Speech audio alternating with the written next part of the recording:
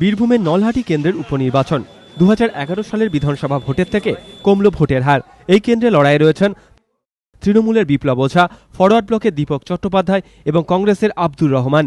নির্বাচন কমিশন সূত্রে খবর, নলহাটি কেন্দ্রে ভোট পড়েছে 85%। তবে 2011 সালের বিধানসভা ভোটে অবশ্য নলহাটিতে ভোটের হার ছিল 87%। সকাল থেকেই ভোট গ্রহণ কেন্দ্রে মোতায়েন ছিল কড়া নিরাপত্তা। ভালোভাবে চলছে, সুস্থভাবে হচ্ছে, কোনো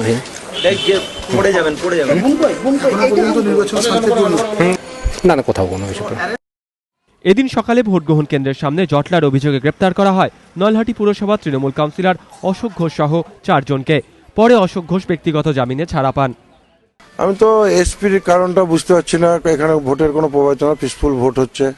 এসপি কি কারণে এটা করলো আমি বুঝতে পারছি না। আমি আমার সভাপতিকে জানিয়েছি। অন্যদিকে 256 নম্বর বুথেও সাময়িকভাবে ইভিএম বিকল হয়ে যায় বলে অভিযোগ। বোতাম টিপতে গেলাম, তখন বোতাম একবার টিপলাম, হলো না। আরেকবার টিপলাম, তাও শব্দ হয় না। তারপরে আরেকবার টিপলাম, 3 বার হলো। তারপরে আরেকবার যখন দিলাম হলো। ওটা হলে তো খারাপ বলে মনে হচ্ছে, আমার ধারণা খারাপ। নির্বাচন কমিশন সূত্রে খবর, নলহাটির 186 নম্বর বুথেও ইভিএম বিভ্রাটের জেরে ফের ভোট নেওয়ার সম্ভাবনা রয়েছে। 28 তারিখ ভোট গণনা। নলহাটি কেন্দ্রের ভোট গণনা হবে রামপুরহাট কলেজে। গোপাল চট্টোপাধ্যায় ও দীপক ঘোষ, এবিপি আনন্দ।